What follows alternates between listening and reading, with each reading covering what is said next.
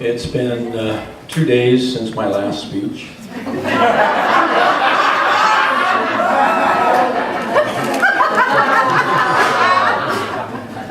But it's okay, I'm a president of CAPS too. Thank you, Alan. That is going to be so good. I used to just have senior moments. Think about it. You know, senior moments is, anyway, if I got to explain it, it's not funny. But as Michelle said, I came a long way to be here. Because I had heard that you were having fun.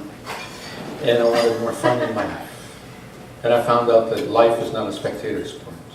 And that now is the time. And that I have the music in me. And now I got nothing.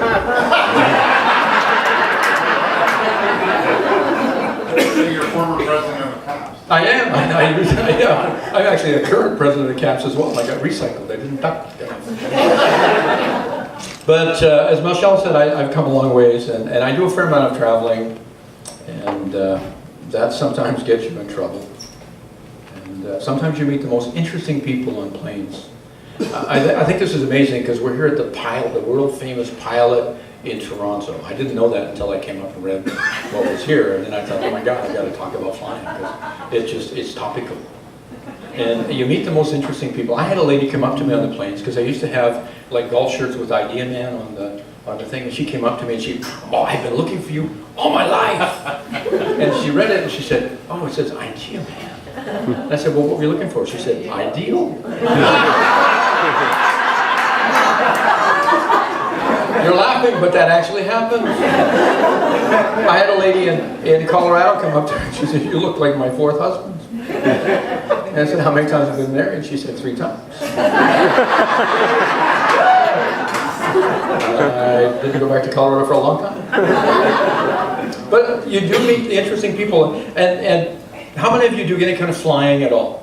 I just figured I'd fit this in because this is the informational part of the motivational presentation. How many of you sometimes just don't want to talk to people when you're flying? Here's the deal. Here's the deal. Somebody, because they usually say, hi, where are you going? And then they ask you that other thing, what do you do? Here's where it works. When they ask you, what do you do? 2 things. I just graduated from divinity school. Or the other one is, I just got my life insurance license. I'm a financial planner. Can I talk to you about your future? I actually said that for the first one too. Can I talk to you about your future? I guarantee they will be reading the card and not making eye contact all the way to Toronto. And that actually does work. I've used that. You know, the other one I heard from somebody in London, because I was speaking in London on Saturday, was to tell them that you worked for the IRS or in Canada Revenue. That one, I thought, now that would be a good one too. Yeah, I work with Canada Revenue. What's your name and what's your serial number? Your SIN number. I don't want to call it a SIN number because you don't have any fun with that. You know, it doesn't get none at all. It's like 9 numbers. It doesn't do anything. But I remember one morning when I used to live in Vancouver, and that was the first time I was president of CAPS, was the Vancouver chapter. Getting up early, and I had these 6 o'clock flights to get to the East Coast because I was doing a lot of speaking out there. Why, I don't know. There's good speakers out there, but they couldn't find them, so they found me. And I was sitting next to this very distinguished gentleman, you know, a little bit of gray hair, 3-piece suit, just, he was important. He was going somewhere, you know, and me. And he did the, you know, where are you going? And I said, I'm going to Connecticut or wherever it was I was speaking. And he said, what do you do? And my energy level was down. My defenses went up. I said, I'm a speaker. And he said, I hope you're not one of them motivational speakers. And I thought, not today. And then he looked at me again. He saw my face. I was crestfallen, whatever that looks like.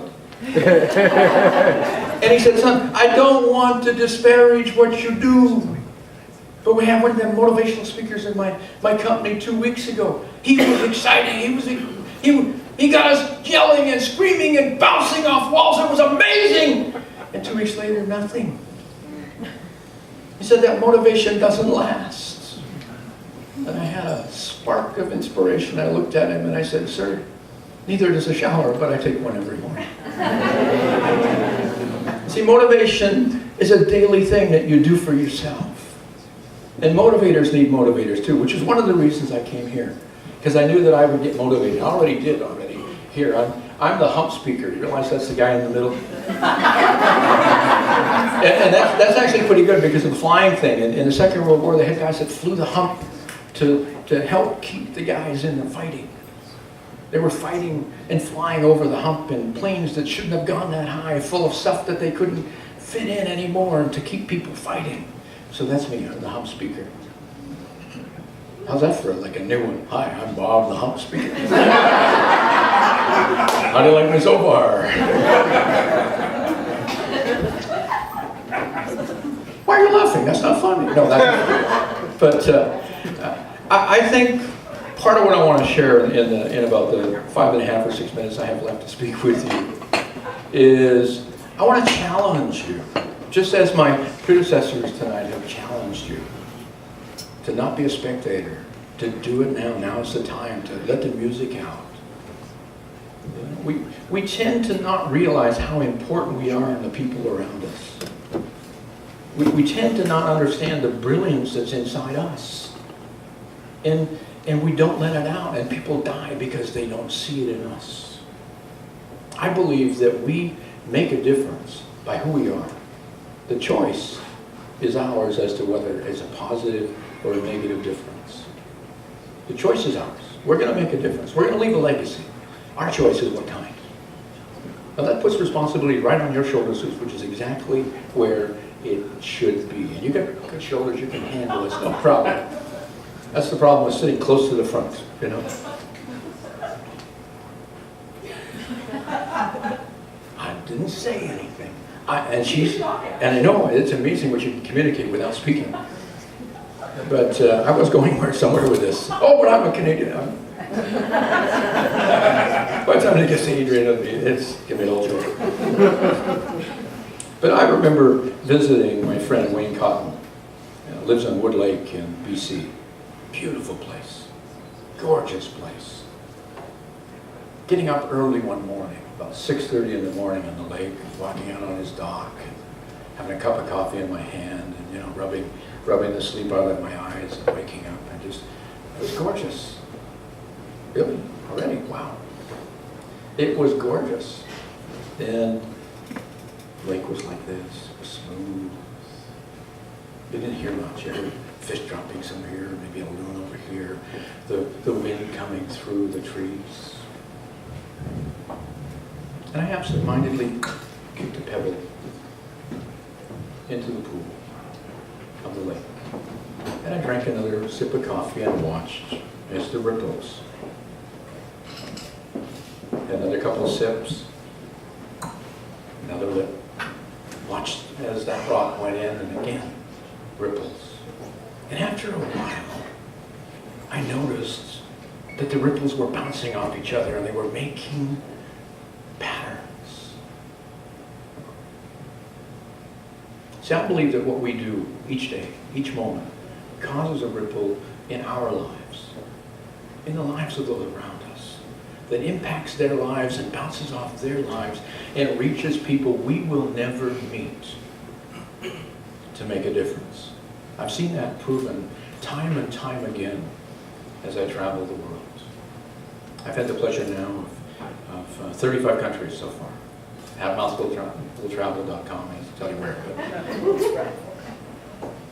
But it's important to understand that. See, we have this power. It's called the power of one. When we connect with people, that makes a difference. When they catch the passion of what we're sharing, and you've already seen some of that tonight beautifully. When the power of one becomes the passion of many, things happen. The world gets changed. Your world gets changed.